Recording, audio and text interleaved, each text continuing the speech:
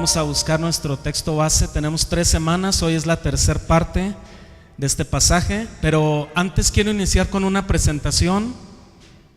No sé si la tengamos por ahí, mis amados, ¿sí? Esta presentación nos habla de algo importante que se va a conmemorar mañana 31 de octubre. Ya sé, todos están diciendo Halloween.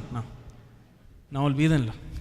No, el 31 de octubre es el día de la Reforma Protestante. Amén. Es algo maravilloso. ¿Por qué quedó en esa fecha? Providencia de Dios, yo no sé, las cosas del Señor, pero el día 31 es el día de la Reforma, ¿sí? Día de la Reforma, ¿qué día decíamos? 31 de octubre. Muy bien. Ahora, vamos a pasar a la siguiente. Esto va a ser un paréntesis pequeño. Esto no tiene que ver con la Reforma. Esto lo puse aquí porque soy muy olvidadizo, y si lo traía en un papelito se me iba a olvidar. La semana pasada hablé de un tema sumamente controversial y no tuve ya el tiempo de aclarar yo qué opinaba. Si recuerdan, yo solamente les mencioné que había un predicador, don Armando Aldúcil, el doctor Armando Aldúcil, que hablaba y él decía que no era pecado o no era malo tatuarse, y en muchos les puede inquietar una información así, pero yo no di mi punto de vista al fin de cuentas, y hoy quiero darlo, y por eso traigo esto. Yo en lo personal no respaldo una postura así. Cuando yo menciono al hermano Aldúcil es solamente para llamar nuestra atención, hermanos, acerca de que a veces como iglesia somos muy cerrados, sumamente cerrados, ¿verdad? Y tenemos paradigmas y tenemos ciertas cosas, ciertas limitantes, y entonces impedimos que la iglesia sea una comunidad más amigable para la persona que viene buscando de Cristo. Yo creo que tenemos que tener tanto cuidado de ser una comunidad de amor, ¿verdad? Pero hay temas donde en nuestro contexto socialmente y en nuestro momento histórico, pues no todos estamos a la altura de tratar. Yo puedo entender al doctor Aldúcil, es un hombre, es un teólogo, es un hombre que conoce mucho la Biblia y que no va a decir esto a la ligera, que lo va a decir porque lo ha estudiado por años y porque más que nada estándole al frente de una congregación, no sé, de 15,000 personas cuando menos en Puebla, de su iglesia, él se ha topado pues con esto de años. En una trayectoria ministerial de 40 años se ha topado con este caso tantas veces, y él ha tenido que dar tantos consejos y a lo mejor haberse equivocado tantas veces y haber tenido otras posturas en otro momento, porque vamos avanzando, ¿verdad? Y llegó a este punto donde él pueda decir esto, él, y yo puedo respetar lo que él dice, pero yo no estoy preparado para yo como iglesia y como pastor de esta iglesia decirles sí lo permitimos, pero tampoco estoy preparado para decirles no lo permitiríamos en caso de que alguien tomara la decisión de hacerlo. ¿Sí? ¿Me estoy dando a entender? Porque yo no puedo restringir decisiones que usted tome para sí. Entonces cada quien somos responsables de nuestras decisiones, pero sí quiero aclarar esto porque aclaro y enfatizo, no estoy dando una apertura al tema. Yo no puedo hablar del tema, no estoy lo capacitado, ¿sí? Entonces no estoy dando una apertura para que se acerquen a mí y me digan qué opina, cómo ve, lo hago, que los jóvenes me consulten y me digan lo hago, y que yo les diga hazlo. No, yo no, ¿sí? No lo puedo hacer en este momento. Yo no sé pero yo no. Entonces, lo que sí les invito es que se preparen, que se documenten, que conozcan más de las cosas, y por eso traje los enlaces de 3 videos donde don Armando habla a favor de esto. Pues es algo importante, yo creo, ¿no? Y que debemos de conocer más. Aquí están los enlaces. El primer video se llama Armando Aldúcil, si le quieren apuntar a quien le interese buscarlo en YouTube, se llama Armando Aldúcil. Y como pregunta, ¿es pecado hacerse un tatuaje? Y luego viene Enlace TV. Es un primer video que usted puede ver. Un segundo video es Armando Aldúcil. No, perdón, lo leí mal. Armando Aldúcil dice: tatuajes no son pecado en los cristianos. Es un segundo video. Y un tercer video: ¿es pecado hacerse un tatuaje? Como pregunta, Pastor Armando Aldúcil responde. Son 3 videos que ustedes pueden ver si les interesa el tema. Y tenemos otro pastor que es un hermano muy, muy serio también, muy pues reconocido igual que don Armando, que se llama Miguel Núñez. Este hermano, aparte, este pastor es doctor, de profesión es médico, y él aborda muchos temas. Sería interesante si buscaran otros videos incluso de él, donde él habla de otros tantos temas, desde la óptica como médico y como cristiano, como ministro de la palabra. Y su video se llama Usar tatuajes, bíblico o no bíblico, pero él está en contra, él dice que no. Sí, entonces ahí está para que usted cheque la información. Y si era para mí importante aclararlo para no crear controversias. Yo, con lo que mencioné la semana pasada, no establecí una postura de decir sí, es decir no, informé, pero no tuve el tiempo de aclararlo. Y luego, no se crean, sí me quedé un poco preocupado. Entonces yo solamente informé, ¿no?, que hay posturas, tenemos que investigar más. Muy bien, vamos a lo de la reforma. 31 de octubre, día de la reforma evangélica o protestante. Ahí tenemos una imagen donde está Martín Lutero clavando las 95 tesis en la puerta de una iglesia católica. Bien, vamos a ver lo siguiente. Bueno, esa puerta, quiero mencionar nada más rápido, esa puerta se usaba para avisos, o sea, no era algo que no fuera común que el señor Lutero haya clavado ahí un aviso. Se permitía, cualquier gente podía poner ahí un aviso, pero él puso algo muy controversial. Entonces aquí está, el gran acontecimiento que despertó la atención del mundo a principios del siglo XVI fue la reforma evangélica o protestante, que empezó el 31 de octubre de 1517 en Alemania bajo la dirección de Martín Lutero y se esparció por todo el norte de Europa, y que dio como resultado el surgimiento de las iglesias evangélicas que no debían fidelidad a la Iglesia Católica Romana. Siguiente. Ahí tenemos otra imagen donde está nuevamente la puerta, y es como ahí lo que describe es que la gente se comenzó a acercar y comenzó a causar ya esa controversia, no tan tremendo. Siguiente. El Papa reinante León X, en virtud del hecho de que necesitaba grandes sumas de dinero para la terminación del templo de San Pedro en Roma, permitió a un agente llamado Juan Tetzel que fuese por Alemania vendiendo certificados firmados por el Papa con virtud de conceder el perdón de todo pecado, no solo de los poseedores del certificado, sino también de los amigos vivos o muertos en cuyo favor fuesen comprados sin la confesión y el arrepentimiento, la pena o la absolución por un sacerdote.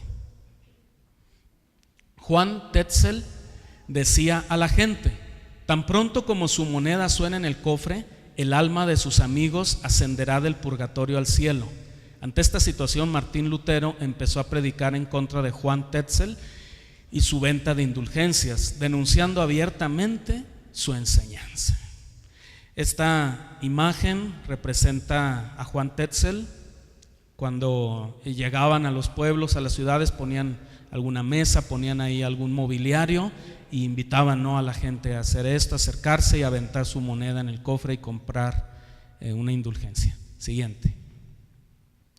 En la mañana del 31 de octubre de 1517, Martín Lutero clavó en la puerta de la iglesia del castillo en Wittenberg, Alemania, un pergamino que contenía las 95 tesis o declaraciones, casi todas relacionadas con la venta de indulgencias, pero en su aplicación atacaba la autoridad del Papa y del sacerdocio. Los gobernantes de la Iglesia Católica Romana en vano procuraban restringir y lisonjear a Martín Lutero. Él permaneció firme y la tempestad solo le hizo más resuelto en su oposición a las doctrinas y prácticas no apoyadas por la Biblia que enseñaba el catolicismo romano. Siguiente. Después de muchas controversias y la publicación de folletos que hicieron conocidas las opiniones de Martín Lutero por toda Alemania, sus enseñanzas fueron formalmente condenadas y fue excomulgado por una bula del Papa León X en junio de 1520. Se le ordenó al elector Federico de Sajonia que entregase a Lutero para ser juzgado y castigado, pero en vez de esto le dio amplia protección, pues él simpatizaba con sus ideas. Martín Lutero recibió la excomunión con desafío, llamándola la bula execrable del anticristo, y el día 10 de diciembre la quemó públicamente a las puertas de Wittenberg ante una asamblea de profesores de la Universidad de los Estudiantes y el pueblo. Con la bula del Papa también quemó copias de los cánones o leyes establecidas por las autoridades romanas. Este acto constituyó la renuncia final de Martín Lutero a la Iglesia Católica Romana. Y ahí tenemos en un lugar, ahí se llamaba la dieta de Worms, y ahí fue donde fue citado Martín Lutero para comparecer ante el concilio, y fue donde le fue entregada su excomunión. En 1521 Martín Lutero fue citado ante la dieta o concilio supremo de los gobernantes alemanes, reuniéndose en Worms. El nuevo emperador Carlos V le dio la promesa de un salvoconducto, y Martín Lutero fue a la asamblea, aunque amonestado por sus amigos de que podría encontrar la misma suerte de Juan Hus en circunstancias parecidas en el concilio de Constanza en 1415. Lutero dijo: iré a Worms aunque me acechen tantos demonios como tejas hay en los techados. El 17 de abril de 1521 Martín Lutero estaba ante la dieta, la cual presidía el emperador, y en respuesta a la pregunta que si se retractaría de las declaraciones de sus libros, después de considerarlo, respondió que no podría retractarse de nada excepto de lo que no fuere desaprobado por la Escritura o la razón, terminando con las palabras: aquí estoy, no puedo hacer otra cosa, que Dios me ayude, amén. El emperador Carlos V fue instado para que prendiese a Martín Lutero, ofreciendo como razón de que la fe no podía ser guardada con los herejes, pero lo permitió salir de Worms en paz. Mientras Martín Lutero viajaba de regreso a su hogar, repentinamente fue arrestado por soldados del elector Federico y llevado para su seguridad al castillo de Wurzburgo en Turingia. Permaneció ahí cerca de un año disfrazado, mientras que tempestades de guerra y revuelta rugían en el imperio. Pero no estaba ocioso, porque durante este retiro hizo sus traducciones del Nuevo Testamento a la lengua alemana, obra que por sí sola lo hubiera hecho inmortal, porque su versión es considerada como el fundamento del idioma alemán escrito. Esto fue en el 1521. El Antiguo Testamento no fue terminado sino hasta varios años más tarde. Al regresar de Wurzburgo a Wittenberg, Martín Lutero reasumió la dirección del movimiento en favor de una iglesia evangélica libre de excesos extravagantes. Estas sí no las llego. La reforma evangélico-protestante del siglo XVI fue basada sobre 5 grandes conceptos bíblicos. Número 1, solo fe, que significa que solamente por medio de la fe en la persona y la obra redentora de Jesús podemos ser aceptos delante de Dios. 2, solo escritura, que concluye que la palabra de Dios es la única autoridad para que el pecador encuentre el camino de la salvación. 3, solo Cristo, que sostiene la justificación, se obtiene solo, leí mal. Solo Cristo, que sostiene que la justificación se obtiene solo por los méritos de la muerte de Cristo en la cruz. Y lo voy a leer un poquito mal, como que le doy el sentido, pero eso es solo Cristo, eso significa esa declaración, solo la justificación. Y 4, solo gracia, que afirma que la salvación es solo por la gracia de Dios, nadie la merece. Y 5, solo a Dios sea la gloria, que declara que el creyente reconoce que solo Dios Padre, Hijo y Espíritu Santo merecen toda la honra y la gloria por su obra salvadora. Amén. Ahí está Martín Lutero ante la Biblia, que fue el libro que llegó a amar con todas sus entrañas y todo su corazón. Él un día encontró en Romanos esa declaración que dice: el justo por la fe vivirá, y su corazón fue transformado. Siguiente. Estos conceptos básicos todavía al presente día, ¿verdad?, nos sirven para llevar a cabo la obra de la iglesia en la época en que nos toca vivir. Al recordar lo que pasó en el siglo XVI, damos gracias a Dios por haber renovado su iglesia y por las personas como Juan Wycliffe, Juan Hus, Jerónimo Savonarola, Martín Lutero y otros que estuvieron dispuestos a dar sus vidas para mantener la sencillez del evangelio y hacer un esfuerzo por purificar la iglesia del Señor Jesucristo. Día de la Reforma, 31 de octubre, y nos quedamos con estas palabras finales de Martín Lutero que a mí me impactan, mueven mi corazón estas palabras que este hombre dijo. La palabra de Dios, la entera palabra de Dios, y nada más sino la palabra de Dios, es la única autoridad.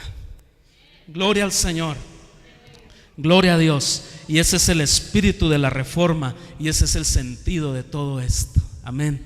Y esa es la razón de nuestra fe y la razón de vivir. Amén. Dele gracias a Dios por su Biblia. Dele gracias a Dios porque gracias a hombres como este hombre valiente y a tantos otros podemos hoy nosotros tener libertad y poder estar en este lugar y poder estudiar la Biblia. Gracias a Dios por eso. Bendito sea Dios. Vamos a ir al tema. Tenemos esta tercera parte, la conclusión del tema, el propósito de la iglesia. Y vamos a leer nuevamente nuestro texto base, Isaías 61, verso 1.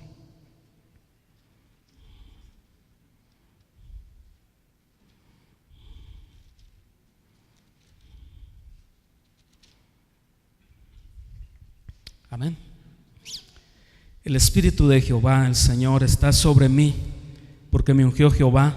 Me ha enviado a predicar buenas nuevas a los abatidos, a vendar a los quebrantados de corazón, a publicar libertad a los cautivos y a los presos, apertura de la cárcel.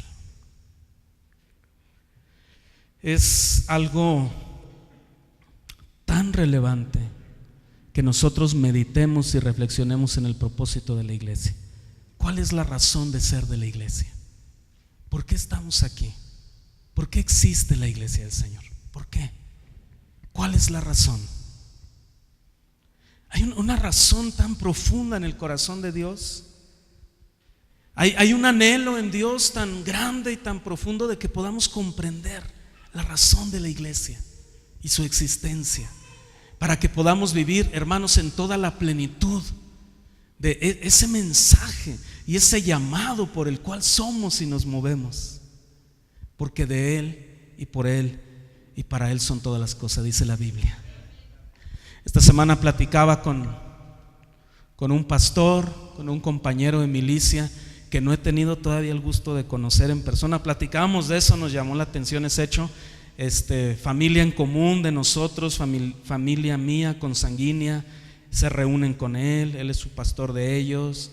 Él pertenece a una iglesia o a una denominación de grandes amigos y bueno, muchas cosas que nos unen. Tiene una grande amistad él con el hermano Lorenzo Cardona, yo también, pero no nos conocemos nosotros y ha estado algo enfermo un hijo de él es músico, él está en la alabanza, el muchacho, y yo supe que estaba enfermo porque andaba con el hermano Lorenzo cuando le pasó algo en su salud, algo delicado.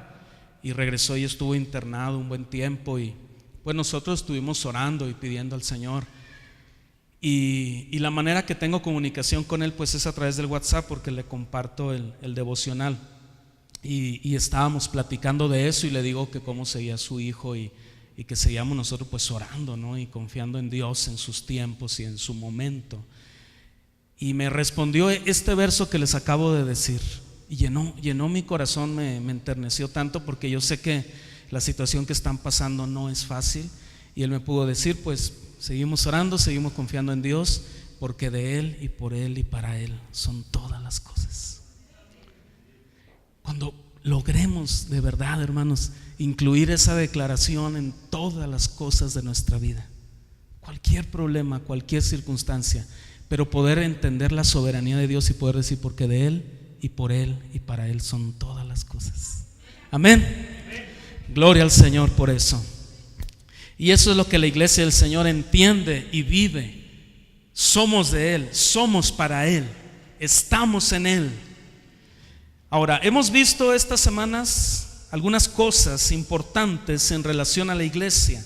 Número 1, lo primero que establecíamos es que la iglesia es un lugar de refrigerio para los sedientos. Segundo, la iglesia es un lugar de liberación para los atormentados y cautivos. Tercero, la iglesia es un lugar para sanidad. Amén. Cuarto, la iglesia es un lugar de adiestramiento y discipulado. Y esto es lo que vimos la semana pasada. La semana pasada también mencioné algunas cosas que muy honestamente quisiera que no se malentendieran de su sentido puro por el cual se compartieron o se expresaron. Dije que nosotros los cristianos decimos mucho amén, para todo decimos amén, dije cosas como eso. Ahora no dije lo contrario, no dije ahora no vamos a decir amén, amén. O sea, podemos decir amén. No dije no. Lo que dije es que debemos sinceramente aprender a ser menos religiosos y más cristianos. Tenemos que aprender a ser más cristianos. Y ojalá que pudiéramos aprender a ser menos correctos y menos religiosos en la iglesia y a ser más cristianos en la calle. Que realmente vivamos vidas que impacten, que vivamos vidas que muestren el evangelio de una forma real y práctica. Y esa es la invitación, hermanos, que nuestro evangelio sea un evangelio de verdad, ser de realidad. Y es donde hablamos de que la iglesia es un lugar donde se adiestra, donde se discipula, donde se capacita, porque el cristiano debe ser capacitado, debe ser adiestrado, debe ser discipulado. Ahora sí, quinto, hoy lo vamos a ver, la iglesia también es un lugar de compasión y cuidado por la causa de Cristo. La iglesia es un lugar donde la compasión se mueve, donde la compasión se palpa, donde se mira el amor de Dios. Ayer pudimos ir al Cerezo Femenil, tuvimos la oportunidad, nuestra hermana Sofía, mi esposa y yo pudimos estar compartiendo la palabra del Señor. Y había muchas jóvenes. Tristemente cada vez que vamos al Cerezo siempre hay jóvenes nuevas, hay gente que sigue ingresando, ¿verdad? Y había por ahí una jovencita que yo la veía, que nos veía mucho, se quedaba viéndonos y escuchando el mensaje con mucho cuidado. Y al final estábamos platicando un poquito con ellas y me dijo: yo a usted lo conozco. Y me sorprendió por esto, porque yo una vez que he visto una cara, para que se me olvide a alguien es muy difícil.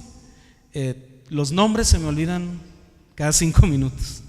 Batallo bastante para aprenderme un nombre. A veces se me olvidan los de mis hijas.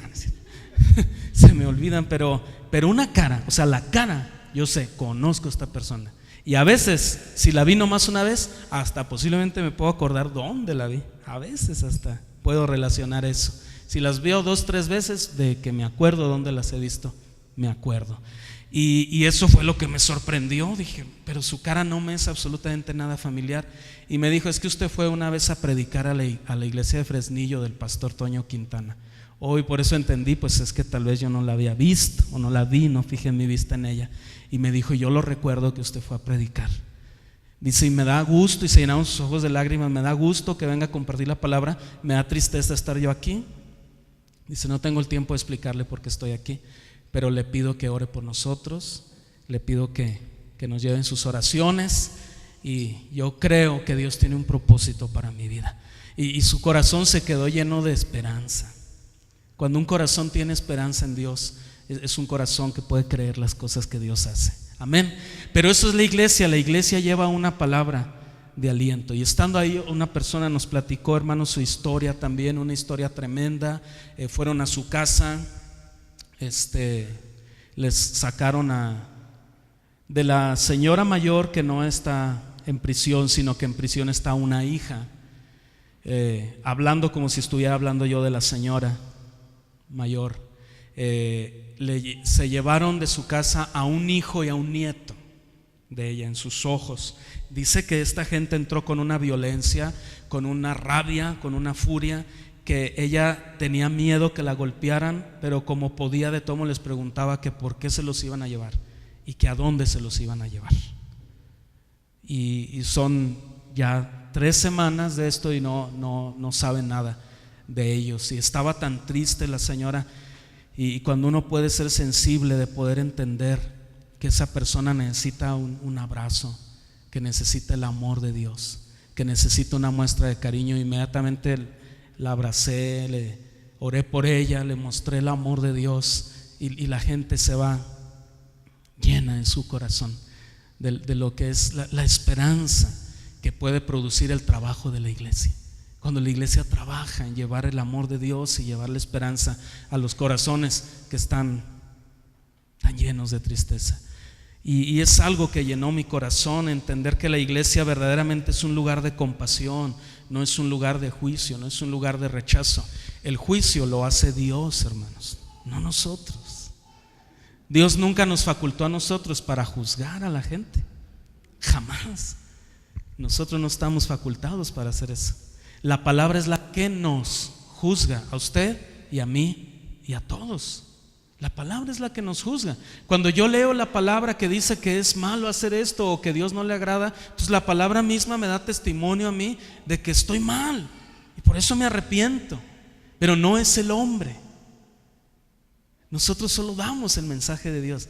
El juicio lo hace Dios, ¿verdad? Lo dice la Biblia claramente, claramente.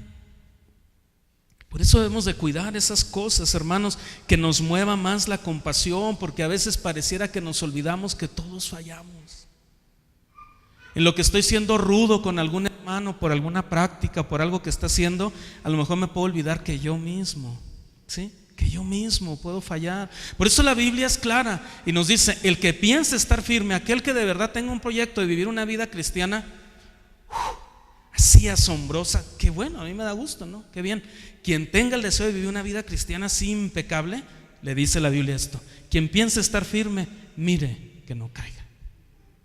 Sencillamente tenemos que cuidar nuestro conducirnos. ¿Desea estar usted firme? Cuídese cómo camina, porque a lo mejor se descuida por cuidar al otro, ¿verdad? Y puede caer, ¿sí? Tengamos cuidado con eso, y que la compasión sea la que mueva nuestro corazón, el cuidado por la causa de Cristo. ¿Cuánto cuesta un alma? Y a veces viene un alma a la iglesia, y por un rechazo que nosotros podamos tener, por una actitud que nosotros podamos tener, porque a veces somos tan propios, somos tan estrictos, estamos tan llenos de cosas, de reglamentos, de lo que es lo correcto, que esa persona puede irse, puede retirarse sin la oportunidad de haber conocido del Señor Jesucristo. Mateo 18:20.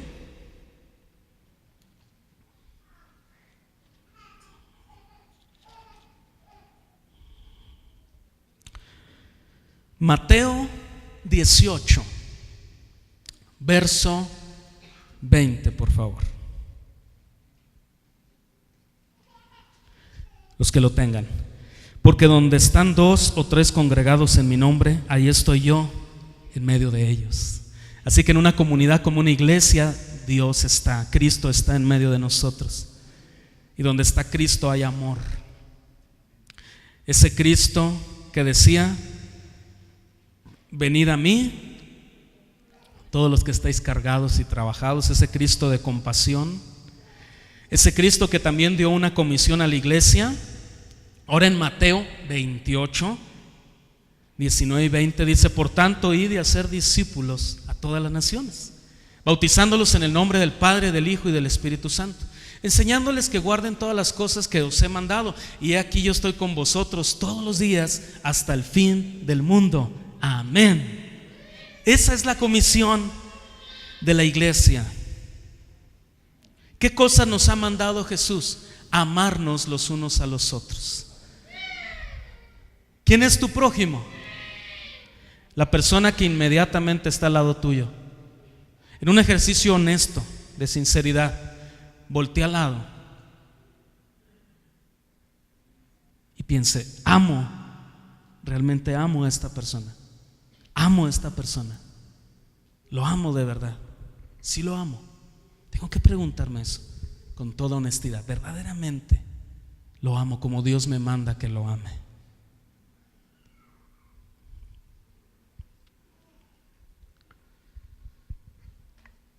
realmente lo amo. A veces contestamos apresuradamente, sí, nos amamos, sí, nos decimos Dios te bendiga, sí, venimos a la iglesia. Seamos honestos. ¿Cuántas veces ha orado por ese hermano que tiene al lado? ¿Cuántas veces le ha dado gusto verlo? ¿Cuántas veces de verdad ha sentido amor por esa persona que tiene al lado? ¿Verdad? ¿O solo es una rutina más?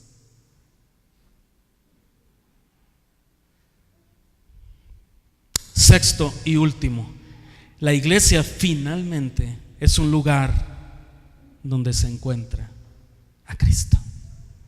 Y recordemos Mateo 18:20, porque donde estén 2 o 3 congregados en mi nombre, ahí estoy yo en medio de ellos. Cuando estamos reunidos en el nombre del Señor, suceden cosas sobrenaturales, pues Él es quien obra. Él es el que obra en medio de nosotros. Hechos 2:1. Vamos a leer algo impactante. Este es el origen de la iglesia. Estos son nuestros orígenes. Aquí comenzamos. Tenemos que trasladarnos 2000 años atrás. Ahí inició todo. El cristianismo no es una religión norteamericana. Hay gente que cree eso. Mucha gente a mí me ha dicho, tú eres de la religión de los gringos. ¿Cuál es la religión de los gringos? A ver, qué interesante comentario. ¿Me puede decir usted cuál es la religión de los gringos? Pues los protestantes. Bueno, la reforma protestante comenzó en Alemania, no en Estados Unidos, para empezar, ¿verdad? Y fue el resultado de generaciones de gente que estaba buscando la Biblia. Antes de Lutero ya otros habían muerto, ¿sí? Siempre la iglesia del Señor ha estado, y mucha gente murió por estar ahí. Ha costado la sangre de muchos. Hay un libro que se llama Los Mártires de Fox. Eso solamente es por el autor John Fox que escribió ese libro. Ahí habla cada siglo, siglo primero, siglo segundo, siglo tercero, siglo cuarto, siglo quinto. En cada siglo ha muerto gente por la fe en Cristo. Simplemente en el siglo X nos describe un hecho en una ciudad de Holanda donde murieron tantos cristianos por su fe. Siglo X, 5 siglos antes de Lutero, donde murieron tantos cristianos que dice que la tierra se tiñó y se manchó tanto de rojo que duró muchísimo tiempo para que se pudiera quitar el color de la tierra, de la sangre de tantos que murieron por su fe en Jesús. Damos gloria al Señor porque ellos pudieron mantener su fe en Dios y estar firmes en Él, porque entendían que la iglesia es más allá de logros, la iglesia es más allá de edificios, la iglesia es más allá de cualquier cosa. Eso, la iglesia trasciende esas cosas. La iglesia es una comunidad de amor, es un lugar donde yo puedo sentir el propósito de mi vida y sentirme amado y sentirme parte de algo. Es un lugar donde soy cambiado y transformado. Es un lugar donde mi familia cambia y transforma. Eso es la iglesia del Señor, amén. Hechos 2:1. Nuestro origen. ¿Cuándo inició todo? Cuando llegó el día de Pentecostés, ¿estaban todos qué? Todos unidos, juntos.